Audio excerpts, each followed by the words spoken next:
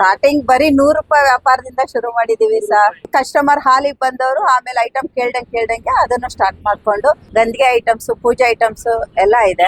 30 ವರ್ಷ ಆಯ್ತು ಸರ್. ನಾನು 7ನೇ ಕ್ಲಾಸ್ ಹುಡುಗಿಂದನೂ ವ್ಯಾಪಾರದಲ್ಲೇ ಇರೋದು. ಸೊ ನನಗೆ ಸೆಟ್ ಆಗ್ಬಿಟ್ಟಿದೆ ವ್ಯಾಪಾರ. ಸ್ಟಾರ್ಟಿಂಗ್ ಅಲ್ಲಿ ತುಂಬಾ ಕಷ್ಟಪಟ್ಟಿದೀವಿ ಸರ್. ನಾವೂನು ಸ್ಟ್ರಾಂಗ್ ಆಗಿರ್ಬೇಕು. ಹೆಣ್ಮಕ್ಳಾಗ್ಲಿ ಗಂಡ್ ಮಕ್ಳಾಗ್ಲಿ ಜೀವನ ಪಾಠ ಕಲ್ಸ್ಕೊಂಡು ಹೋಗುತ್ತೆ. ನಾವು ಕಲ್ತ್ಕೊಂಡು ಹೋಗ್ತಾ ಇರ್ಬೇಕು. ನಿಮ್ಮ ಪ್ರಕಾರ ಪ್ರೀತಿ ಅಂದ್ರೆ ಏನು? ಫಸ್ಟ್ ನಂಬಿಕೆ. ಪ್ರತಿಯೊಬ್ಬ ಫಂಕ್ಷನ್ಗೂ ಕಷ್ಟ ಬರುತ್ತೆ ಸರ್. ಆ ಟೈಮಲ್ಲಿ ಕುಗ್ಗಬಾರ್ದು. ನಮ್ಮ ಧೈರ್ಯ ನಾವು ಇಟ್ಕೊಂಡು, ಯಾರು ಹೆಲ್ಪ್ ಮಾಡ್ತಾ ಇಲ್ಲ ನನಗೆ, ಯಾರು ಸಪೋರ್ಟ್ ಮಾಡಲ್ಲ, ಅದೆಲ್ಲ ಇಟ್ಕೋಬಾರ್ದು. ಯಾರು ಸಪೋರ್ಟ್ ಮಾಡೋದು ಬೇಡ. ದೇವರೊಬ್ಬ ನಮ್ಮ ಜೊತೆಲಿದ್ರೆ ಸಾಕು. ನಮ್ಮಲ್ಲಿರ್ತದೆ ಕೊಡೋದು ದೇವರು. ಸ್ಟಾರ್ಟಿಂಗ್ ಅಲ್ಲಿ ನಮ್ಮ ತಾಯಿಯವರು ತರಕಾರಿ ಅಂಗಡಿ ಮಾಡಿದ್ರು. ಆಮೇಲೆ ಅವ್ರು ನನಗ್ ಬಿಟ್ಕೊಟ್ಮೇಲೆ ತರಕಾರಿ ಅಂಗಡಿ ತುಂಬಾ ಡಲ್ ಆಗೋಯ್ತು. ಮಾರ್ಕೆಟ್ ಎಲ್ಲ ಹತ್ರ ಆದಾಗ ಇದ್ ಮಾಡಕ್ ಶುರು ಮಾಡಿದ್ರು. ಆಮೇಲೆ ನಾವು ಅದನ್ನ ಕ್ಯಾನ್ಸಲ್ ಮಾಡ್ಬಿಟ್ಟು ಹಾಲ್ ಡೈರಿ ಈ ತರ ಹೂವು ಎಲ್ಲ ಇಟ್ಕೊಂಡು ಹಾಗೇನೇನೆ ಗಂದಿಗೆ ಅಂಗಡಿ ಸ್ಟಾರ್ಟ್ ಮಾಡ್ದು. ಒಬ್ಬೊಬ್ರೆ ಕಸ್ಟಮರ್ ಕೇಳ್ದಂಗೆ ಐಟಮ್ನ ಹಾಗೆ ರೈಸ್ ಮಾಡ್ಕೊಂಡು ವ್ಯಾಪಾರ ಮಾಡಕ್ ಶುರು ಮಾಡ್ದು. ಸ್ಟಾರ್ಟಿಂಗ್ ಚೆನ್ನಾಗಿತ್ತು. ಇವಾಗ ಎಲ್ಲಾರು ಸ್ಟಾರ್ಟ್ ಮಾಡಿರೋದ್ರಿಂದ ಸ್ವಲ್ಪ ಡಲ್ ಇದೆ. ಆದ್ರೂ ಒಂದ್ ಐಟಮ್ ಜೊತೆ ಇನ್ನೊಂದ್ ಐಟಮ್ ಅಂತ ವ್ಯಾಪಾರ ಚೆನ್ನಾಗಿದೆ. ಸ್ಟಾರ್ಟಿಂಗ್ ಬರೀ 100 ರೂಪಾಯಿ ವ್ಯಾಪಾರದಿಂದ ಶುರು ಮಾಡಿದೀವಿ ಸರ್.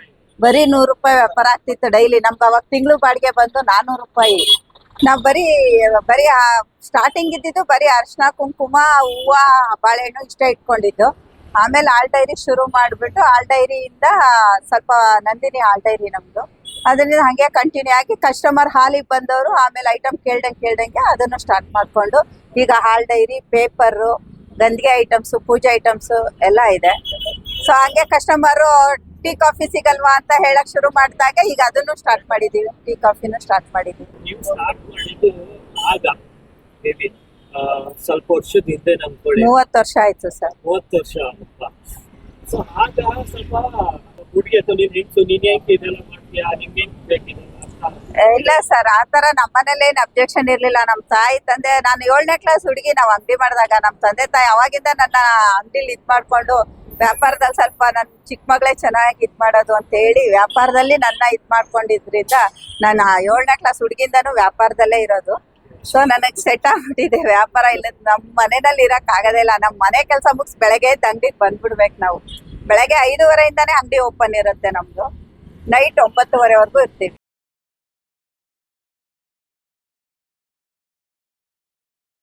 ಸ್ಟಾರ್ಟಿಂಗ್ ಅಲ್ಲಿ ತುಂಬಾ ಕಷ್ಟಪಟ್ಟಿದೀವಿ ಸರ್. ನಾವೂನು ಅಂಗಡಿ ವ್ಯಾಪಾರಗಳು ಇರ್ತಿರ್ಲಿಲ್ಲ. 100 ರೂಪಾಯಿ. ಟೈಲರಿಂಗ್ ಗೊತ್ತು ನನಗೆ. ಟೈಲರಿಂಗ್ ಕ್ಲಾಸ್ ಎಲ್ಲ ಮಾಡಿದ್ದೀನಿ ಅವಾಗ ನಾನು. ಟೈಲರಿಂಗ್ ಕ್ಲಾಸ್ ಜೊತೆ ಆಮೇಲೆ ಮದ್ವೆ ಆದ್ಮೇಲೆ ನಮ್ ತಂದೆ ತಾಯಿ ನನಗೆ ಅಂಗಡಿ ಬಿಟ್ಕೊಟ್ಟಿದ್ರಿಂದ ಓನರ್ ಅವರು ತುಂಬಾ ಒಳ್ಳೆ ಓನರ್. ನಮ್ಗೆ ದೇವರಂತ ಮನುಷ್ಯ ಸಿಕ್ಕಿರೋದು. ಮಗ ಇವಾಗ ಅಂತ ಇರೋದ್ರು ಅಂದ್ರೆ ಅವರು ಅಷ್ಟೇ, ಅವ್ರ ಮಗ ಅವರು ಅಷ್ಟೇ ನಮ್ಮನ್ನ ಮನೆ ಮಕ್ಳಂಗೆ ಟ್ರೀಟ್ ಮಾಡ್ತಾರೆ. ಚಿಕ್ಕ ಮಕ್ಕಳು ನಾವು 7ನೇ ಕ್ಲಾಸ್ ಮಗು ನಾನು ಇಲ್ಲಿ ಬಂದಾಗ ಅವಾಗಿಂದ ನೋಡಿರೋದ್ರಿಂದ ನಮಗೆ ಅದೊಂದು ಅನುಕೂಲ ಆಯಿತು. ಅವರು ನಮ್ಮ ಕಡೆ ಸಪೋರ್ಟ್ ಮಾಡ್ತಾ ಇದ್ರು ಅವಾಗ.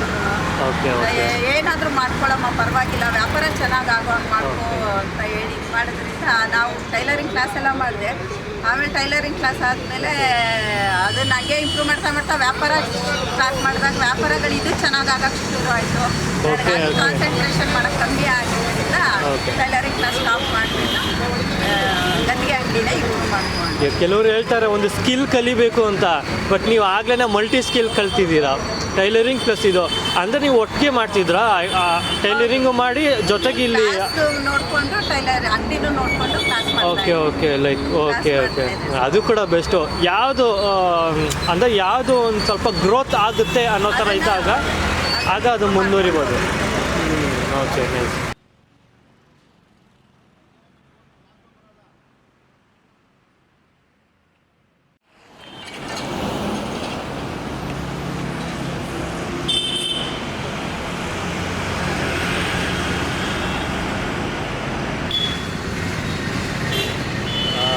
ಮೇಡಮ್ ಅವರು ಇಲ್ಲೊಂದು ಅಂದರೆ ವ್ಯಾಪಾರ ಮಳಿಗೆ ಎಲ್ಲ ಇಟ್ಕೊಂಡಿದ್ದಾರೆ. ಸೊ ಇದ್ರ ಬಗ್ಗೆ ನೀವೇನು ಹೇಳೋಕ್ಕೆ ಇಷ್ಟಪಡ್ತೀರಾ? ಅದು ಸಿಂಪಲಾಗಿ ಹೇಳಿ, ಪರವಾಗಿಲ್ಲ.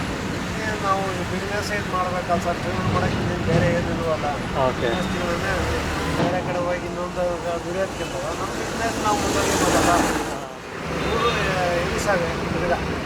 ದುರ್ಗ ಹಿರಿಸೇವೆ ಯಡಿಯೂರ ಹತ್ರ ಬರೋದು. ಓಕೆ ಓಕೆ ಓಕೆ ಓಕೆ ಅಲ್ಲಿಂದ ನೀವು ಇಲ್ಲಿ ಬಂದು ನಾವು ಇಲ್ಲಿ ಬಂದಾಗ 25 ವರ್ಷ ಆಯಿತು.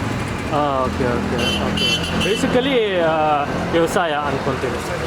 ಓಕೆ ಓಕೆ ಈಗ ಲೇಡೀಸು ಈಗ ಅವರೇನೋ ಮಾಡಬೇಕಂತ ಇದ್ದಾಗ ಹಸ್ಬೆಂಡ್ ಬೇಡ ಅಂತಾರೆ ಅಥವಾ ಒಂದು ಭಯ ಇರುತ್ತೆ ಅವ್ರಿಗೇನು ಹೇಳೋಕ್ಕೆ ಇಷ್ಟಪಡ್ತೀರಾ ಅಂತ? ಇಲ್ಲ, ನಮ್ಮ ಮನೆಯಲ್ಲಿ ಆ ಥರ ಏನು ಅಬ್ಜೆಕ್ಷನ್ ಮಾಡಲಿಲ್ಲ. ಸ್ಟಾರ್ಟಿಂಗಿಂದನೂ ಅವ್ರು ಓಕೆ ಪರವಾಗಿಲ್ಲ ಬಿಸ್ನೆಸ್ ಮಾಡೋಣ ಅಂದ್ಕೊಂಡು ಅವ್ರು ಮೊದಲು ಬೇರೆ ಕಡೆ ಕೆಲಸಕ್ಕೆ ಹೋಗ್ತಿದ್ರು. ಈ ಬಿಸ್ನೆಸ್ ಇಂಪ್ರೂವ್ ಆಗೋಕ್ಕೆ ಶುರು ಆದಮೇಲೆ ಅವರು ನನ್ನ ಜೊತೆ ಮಾಡಿಕೊಂಡು ಅವರು ನಮ್ಮ ಜೊತೆ ಸೇರ್ಕೊಂಡು ಅವರು ಅಬ್ಜೆಕ್ಷನ್ ಏನು ಮಾಡಲಿಲ್ಲ, ಜಾಸ್ತಿ ಸಪೋರ್ಟ್ ಕೂಡ ಮಾಡಿದ್ರಿ.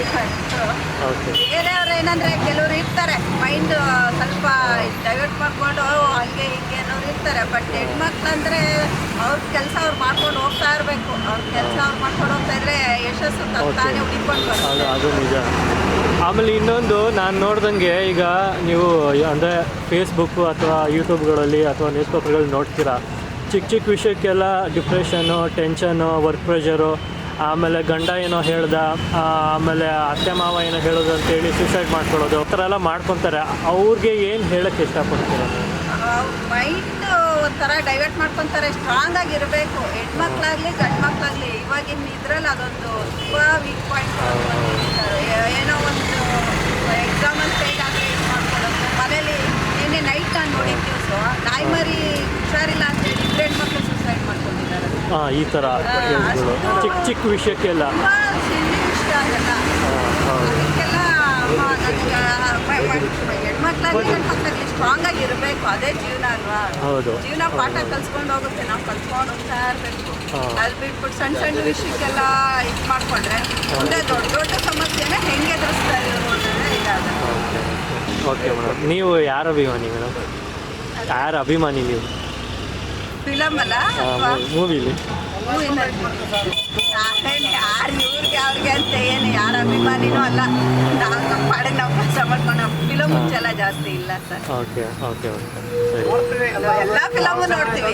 ಯಾವ ಮೂವಿ ಚೆನ್ನಾಗಿದೆ ಅಂತಾರೋ, ಕನ್ನಡ ಮೂವಿಗಳು ಯಾವ ಚೆನ್ನಾಗಿದೆ ಅಂತಾರೋ ಅದನ್ನ ಥಿಯೇಟ್ರಿಗೆ ಹೋಗ್ಬೋದು. ಓಕೆ. ಇನ್ನೊಂದು ನಮ್ಮದು ಮೂವಿ ಈಗ ಒಂದು ಮಾರ್ಚ್ ಮೇಯಲ್ಲಿ ರಿಲೀಸ್ ಆಗ್ತಿದೆ, ಲವ್ ಸೀಸನ್ಸ್ ಅಂತ. ಅದ್ರ ಬಗ್ಗೆನೂ ಒಂದು ವಿಲಾಗ್ ಮಾಡಬೇಕು ಅಂತ ಅಂದ್ಕೊಂಡು ನಮ್ಮ ಫ್ರೆಂಡೇ ಡೈರೆಕ್ಟ್ರು. ಅದಕ್ಕೆ ಒಂದು ಪ್ರಶ್ನೆ, ನಿಮ್ಮ ಪ್ರಕಾರ ಪ್ರೀತಿ ಅಂದರೆ ಏನು? ಫಸ್ಟು ನಂಬಿಕೆ. ನಂಬಿಕೆ. ಓಕೆ. ಆ ನಂಬಿಕೆ ಇದ್ರೆ ನೀವು ಅವಾಗೇ ಕೇಳಿದ್ರಲ್ಲ, ಕೆಲವ್ರ ಮನೆಯಲ್ಲಿ ಗಂಡಸರು ಬೇಡ ಅಂತಾರೆ. ಯಾಕೆ ಅಂದರೆ ಅವ್ರಿಗೆ ನಂಬಿಕೆ ಇರಲ್ಲ ಅವ್ರ ಪ್ರೀತಿ ಮೇಲೆ, ಅದಕ್ಕೇನೆ ಆ ಥರ ಆಗುತ್ತೆ. ನನ್ನ ಪ್ರಕಾರ ನಂಬಿಕೆ ಪ್ರೀತಿ ಅಂದರೆ. ಒಬ್ಬರು ಸ್ಟ್ರಗಲ್ ಮಾಡ್ತಿದ್ದಾರಂದರೆ ಫೈನಲ್ ಆಗಿ ಅವ್ರಿಗೆ ಏನು ಹೇಳೋಕ್ಕೆ ಇಷ್ಟಪಡ್ತಾರೆ? ಪ್ರತಿಯೊಬ್ಬ ಮನುಷ್ಯನಿಗೂ ಕಷ್ಟ ಬರುತ್ತೆ ಸರ್. ಆ ಟೈಮಲ್ಲಿ ಕುಗ್ಗಬಾರ್ದು. ನಮ್ಮ ಧೈರ್ಯ ನಾವು ಇಟ್ಕೊಂಡು, ಯಾರು ಹೆಲ್ಪ್ ಮಾಡ್ತಾ ಇಲ್ಲ ನನಗೆ, ಯಾರು ಸಪೋರ್ಟ್ ಮಾಡಲ್ಲ, ಅದೆಲ್ಲ ಇಟ್ಕೋಬಾರ್ದು. ಯಾರು ಸಪೋರ್ಟ್ ಮಾಡೋದು ಬೇಡ. ದೇವರೊಬ್ಬ ನಮ್ಮ ಜೊತೆಲಿದ್ರೆ ಸಾಕು ಅಂದ್ಕೊಂಡು ನಂಬ್ಕೊಂಡು ಹೋದ್ರೆ ಪ್ರೀತಿ ಆಗಲಿ ಜೀವನ ಆಗಲಿ ಎರಡೂ ಸಕ್ಸಸ್ಸೇ ಆಗುತ್ತೆ. ಯಾಕಂದರೆ ನನ್ನ ಜೀವನದಲ್ಲಿ ಆಗಿದೆ, ಎರಡು ಸಕ್ಸಸ್ ಆಗಿದೆ. ಕುರಿಗೂ ನಮ್ಮಲ್ಲಿ ಇರ್ತದೆ, ಕೊಡೋದು ದೇವರು. ಹಾಂ, ಆ ಕುರಿಗೆ ದೇವರ ಫಲ ಯಾವತ್ತಿಗೂ ಕೊಟ್ಟೇ ಕೊಡ್ತದೆ. ಹೌದು ಸರ್. ದೇವರ ನಂಬಿಕೆ ನಾವು ಹೋದ್ರೆ ನಂಬಿಕೆ ಇರ್ತದೆ. ಇವರು ನಮ್ಮ ತಮ್ಮ ಇವಾಗ ಹೊಸದಾಗಿ ಸ್ಟಾರ್ಟ್ ಹೌದಾ? ಮಾಡಿದ್ದಾರೆ ಅಂಗಡಿ.